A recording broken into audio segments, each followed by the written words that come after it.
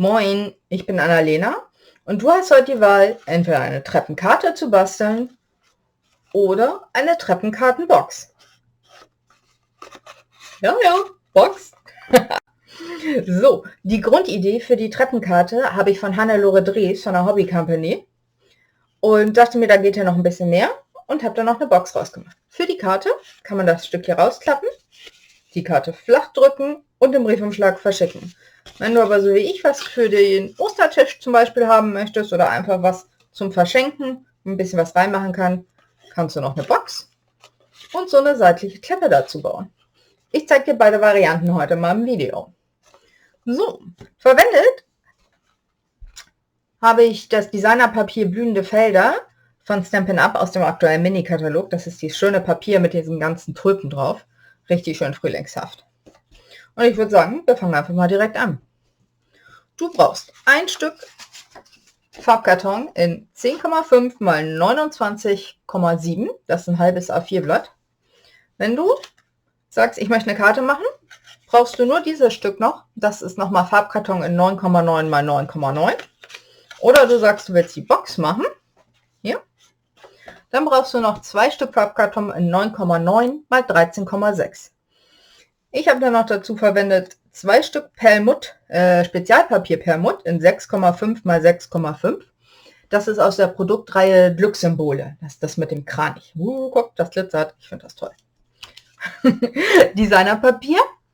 2 Stück in 6 x 6, 1 in 3 x 10 und 8 kleine Elemente in 3 x 3. Die kannst du aus einem Stück schneiden.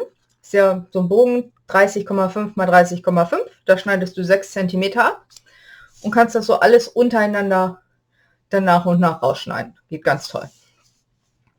So, dann schieben wir das hier erstmal beiseite. Ein bisschen Fläche zum Arbeiten haben. Und fangen mit dem großen Stück Farbkarton an. Das legst du mit der langen Seite in dein Schneidefalzbrett ein und falzt jeweils bei 3,5. Also 3,5, 7, 10,5, 14, 17,5, 21, 24,5 und 28. Da bleibt hier so ein klitzekleiner Rest über, den brauchen wir aber auch zum Kleben. Dann einmal das Schneidebrett dazu geholt, die kurze Seite dann angelegt bei 3,5 und halt, jetzt muss ich meinen Prototypen daneben legen.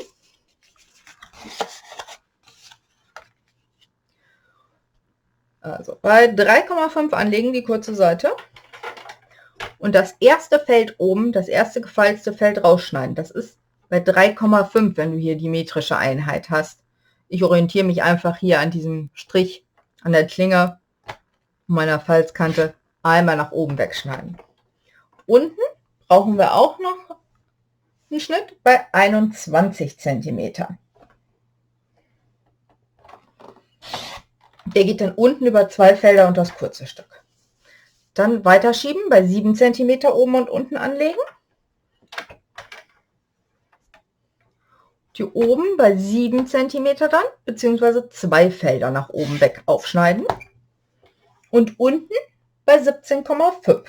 Das sind dann 3 Felder und das kurze Stück. Das war's dann auch schon mit dem Falzbrett. Ja, fürs Erste. So. Und ihr seht, hier ist mein bisschen zellere, mein Prototyp. Hier ist der Boden von innen. Ihr habt das kurze Element hier unten, diese 3 kurzen Stücke hier unten. 3 Felder, ob man das sieht. Ich gehe da mal mit dem Bleistift drüber. 3 durchgehende Felder. Und das mittlere von diesen Feldern ist der Boden innen. Den als erstes einmal links und rechts gefalzt, damit wir den gleich sofort wieder erkennen immer. So. Und dann habe ich noch eingezeichnet, wo ich Kleber haben möchte, weil wir wollen ja die Treppenform haben. Hier fehlt aber ein Stück. Das müssen wir erstmal zuerst rausschneiden. Das heißt, hier bleibt ein Stück über.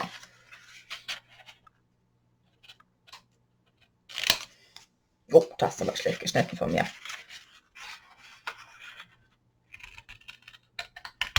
So, das ist besser. Dann wollen wir noch, dass so eine kleine, so ein Fähnchen sozusagen ist. Das heißt, hier beim nächsten schneiden wir das kurze Stück und ein ganzes Feld ab. Und oben schneiden wir hier nur von der rechten Seite ein Element oben raus. So, jetzt kommt der Kleber. Ihr könnt Flüssigkleber verwenden. Ich nehme lieber jetzt doppelseitiges Klebeband, das geht ein bisschen schneller. Mit Flüssigkleber könnt ihr aber besser die Elemente gleich noch hin und her schieben. Das heißt, jeweils auf so ein kleines Stück, hier von den ersten beiden. Und bei dem ganz langen Element, das halbe sozusagen hier unten, einmal umklicken und auf die Rückseite den Kleber.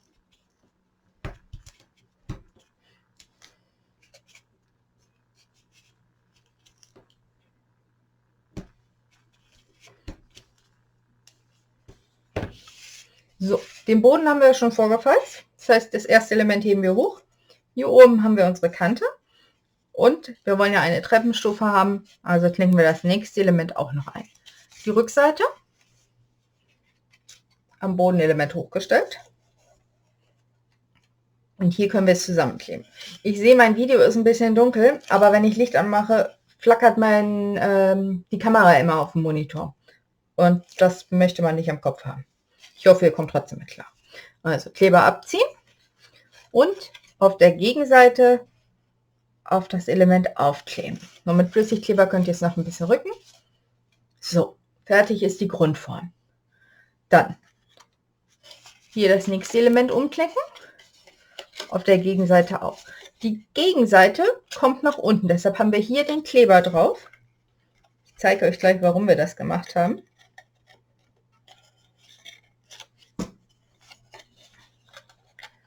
So, gucken, dass es schön gleichmäßig aufeinander kommt. Flüssigkleber ist da vielleicht doch besser. Und das dritte Element auf die beiden Flügelchen einklappen und zusammenkleben.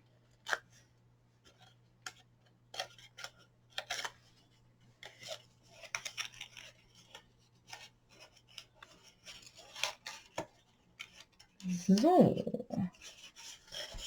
Und ihr seht, die Treppenform ist da. Und warum wir das so geklebt haben, dass wir hier auf dieser Seite 3 Kanten haben. Das wird vorne. Und auf der Rückseite hat man halt hier diese, sieht man gar nicht, hier die Kanten, die nicht so schön sind. Hier vorne haben wir sie nicht. So, und ganz ehrlich, das war schon das Schwierigste daran. Jetzt geht es nur noch ums Aufkleben. Einmal die Karte ein bisschen knicken. Einmal die restlichen Faltlinien hat. Ich nehme ein Stück von meinem Designerpapier 6x6, klebe das auf mein Stück Perlmutt drauf.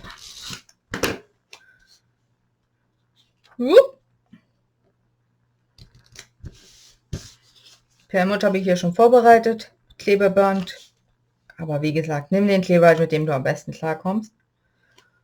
Und dann hier auf das größte Feld draufkleben. Ihr könnt das flach hinlegen, aber dann passt bloß auf, dass ihr es nicht hier unten hinklebt. Ihr müsst es hier oben hinkleben, so dass hier oben nur eine Ecke über ist. Sonst habt ihr es nämlich auf den Boden geklebt und glaubt mir, dann funktioniert es nicht mehr. Habe ich alle schon für euch ausprobiert. So, die Elemente kommen drauf, damit es ein bisschen stabiler ist. Das ist mir sonst noch ein bisschen sehr wackelig. Ich habe hier noch ein anderes Modell. Hier seht ihr, das ist sehr instabil. Und auf die Rückseite genauso.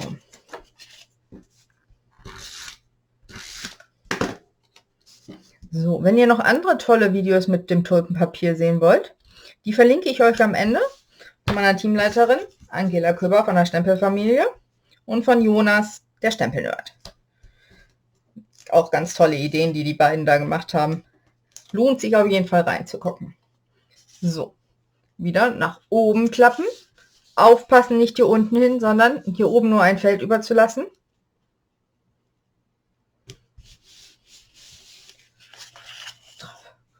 Und schon ist die Grundkarte fertig. Dann kleben wir 7 von diesen Elementen schon mal auf. Ich nehme jetzt hier einfach diesen hier. wie ihr die klebt oder ob ihr die in anderen Farben haben wollt, das ist egal. Aber sozusagen jedes freie kleine Feld, was ihr noch findet, wird damit festgeklebt, vollgeklebt. So, hier oben, dann auf der Rückseite.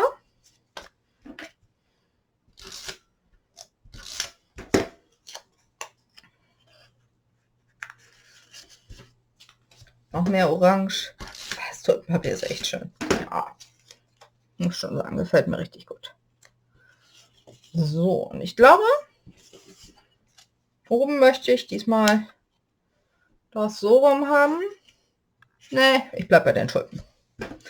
Also, ja, tobt euch da aus. Und ihr seht jetzt, das Grundelement ist schon fertig. Aufpassen, dass ihr die Tulpen richtig rumklebt, ist mir auch schon passiert bei einer meiner vielen Varianten hier. Ich habe so viele Prototypen gebastelt. So. Das ist die Karte an sich. Wenn ihr jetzt sagt, ihr wollt nur die Karte haben und hier seitlich noch das Element zum Rausklappen, dieses hier, das ist, da könnt ihr dann einfach Text draufschreiben. Ne? Das ist 9,9 mal 9,9. Das falzt ihr bei 3,3 und 6,6 und schiebt einfach ein Element davon ganz rein mit Kleber. Am besten in dem Fall wirklich Flüssigkleber. Reinschieben hier, festdrücken und dann kann man das hier so rundherum festmachen. Ihr seht, hier habe ich auch noch ein bisschen Designerpapier. Das ist dieser Streifen in 3,3 mal 10.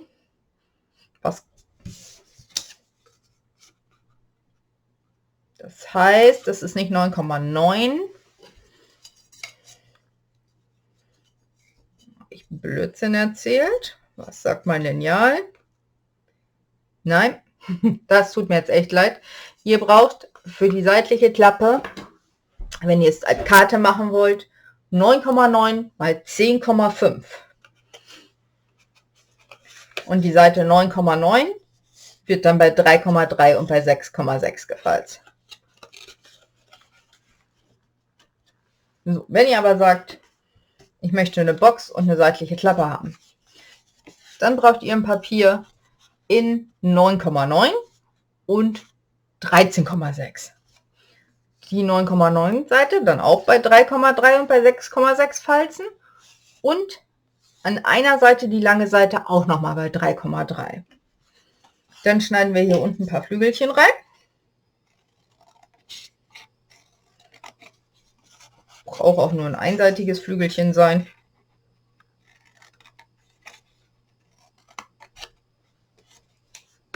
Und kleben das hier unten zusammen, damit wir hier unsere Box kriegen.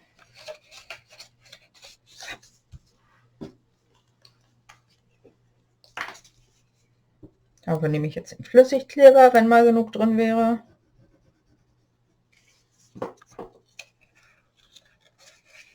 So.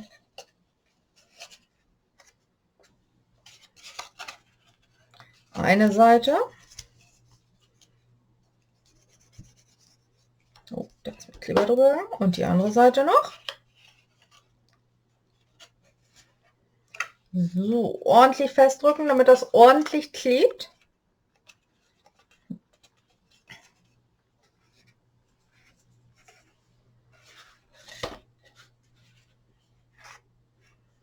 Und ich habe Käse gemacht. Ich wusste es. Also ganz ehrlich, dieses Video treibt mich nochmal in den Wahnsinn. Aber ich finde die Karte trotzdem total toll. Und sie ist wirklich leicht. Man muss es nur sauber machen, nicht so wie ich. Wir nehmen ein neues Stück Papier. Einen Moment.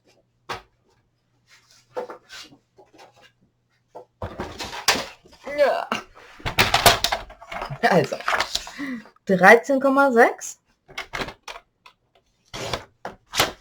mal 9,9. Das hier ist übrigens Kürbisgelb, das kommt auch da dran vor.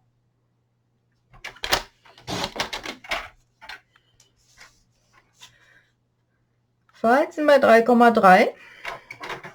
Falzen, nicht schneiden. Und bei 6,6. Und an der langen Seite anlegen und auch nochmal bei 3,3, da gehe ich dann auf die Seite rüber. Bisschen mehr Fläche zum Anlegen hier oben habe. So. Das wird eine bunte Schachtel. Aber egal, ich sage immer, der erste Versuch ist der Prototyp. So. Einschneiden. Schön gerade falzen. Falls das.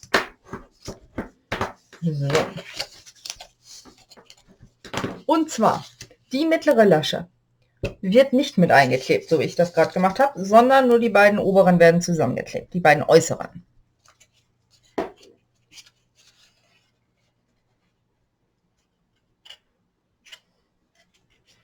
So, dass hier noch so eine Lasche übersteht. Die brauchen wir nämlich für den Kippmechanismus. Das heißt, ihr dreht es einmal um, macht sozusagen von unten den Kleber drauf. Das hier dann. Und schiebt das hier unten rein.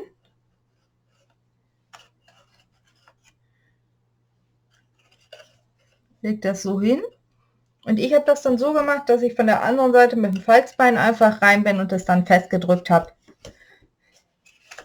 Einmal hier den Kippmechanismus. Das schneiden wir gleich noch. Gott. Aber funktioniert im Grunde. Dann, wie ihr seht, es geht hier oben nicht ganz rein, deshalb müssen wir hier oben was abschneiden. Ihr könnt euch hier eine Markierung vorher bei 2 cm machen und das abschneiden. Ich mache das einfach so, dass ich das so Pi mal Daumen hier oben ein Stück abschneide. Und dann geht das da nämlich rein. So. Dann möchte ich hier noch meine Rückseite beklebt haben.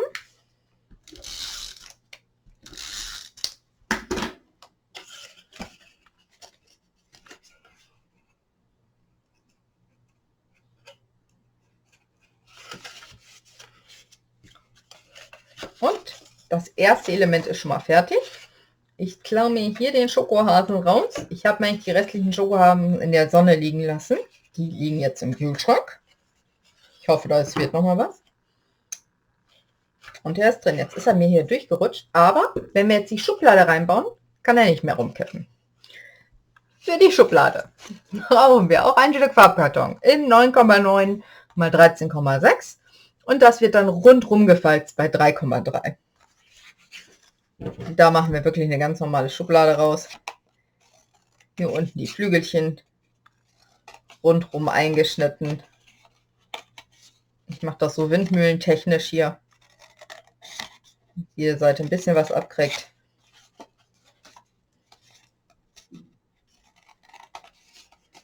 Kann man aber auch auf 2 gegenüberliegenden Seiten machen. Ich finde, so ist es ein bisschen rundrum stabiler. Oh, guck, da habe ich eine Seite vergessen. So, und bevor ich das hier gleich auch doppelt mache, bereite ich da mal was vor. Und zwar habe ich hier noch ein Stück Band eingearbeitet und hier schon was vorne drauf geklebt. Das heißt, ich überlege mir, welche Seite gleich meine vordere Seite wird. Klebe da mein letztes Stück Designerpapier in 3x3 drauf.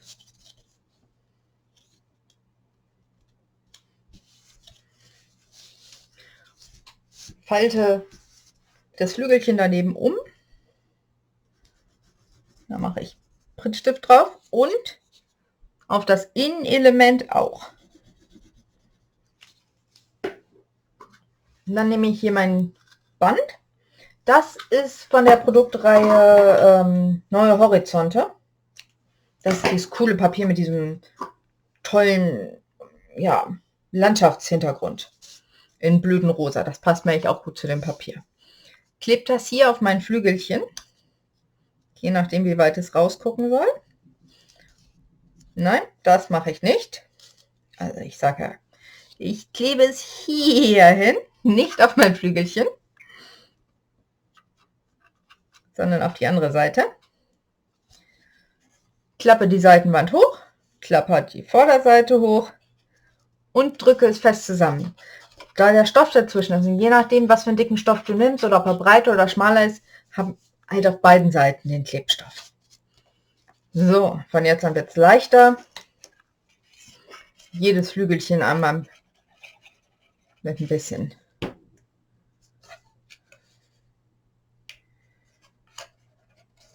Klebstoff.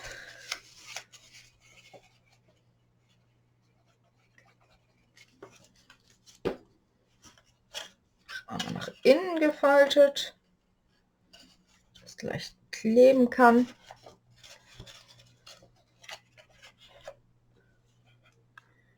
Und hier auf das letzte Element ein bisschen Kleber drauf. So, alles gut festdrücken.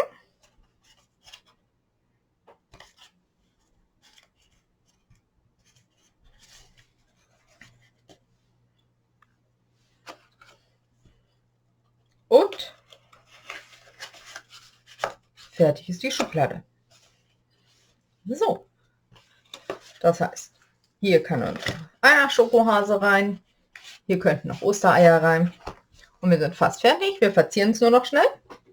Ich habe dafür die Windmühle genommen. Dafür habe ich unsere neuen Hautfarbetöne Blends genommen. Ein bisschen blöd, im Katalog heißen die hell, dunkel und auf dem Blend selbst heißen die nur SU 300, SU 400. Ich habe hier verwendet 300 und 500. Ich finde, das ist eine schöne Ergänzung auch für unsere Brauntöne, nicht nur um Hautfarben zu malen. Oh. So, was machen das? Kleben wir da jetzt einmal noch schnell drauf. Dass es vollständig ist. Und wie gesagt, hier mit den Zierrahmenstanzen, ne, sieht man so ein bisschen. Und mit dem Ostergrüßen, auch aus dem aktuellen Mini-Katalog, habe ich den Spruch gestempelt. Den klebe ich hier oben jetzt mit Abstandsklebis drauf. Und dann ist die Box fertig. Oder ihr lasst die Schublade weg und macht eine Karte raus. Geht beides. Beides toll, finde ich. So. Das war's. Ich hoffe, es hat euch Freude gemacht, auch wenn es ein bisschen chaotisch war. Das tut mir wirklich leid. Aber ich hoffe, ihr lasst mir trotzdem einen Daumen hoch da. Und wenn es euch gefallen hat und ihr sagt, das möchte ich unbedingt nachbasteln, die Materialien könnt ihr bei mir bestellen. Und vergesst nicht, euch auch die anderen Videos von den beiden anderen anzugucken. Bis zum nächsten Mal. Tschüss, Annalena.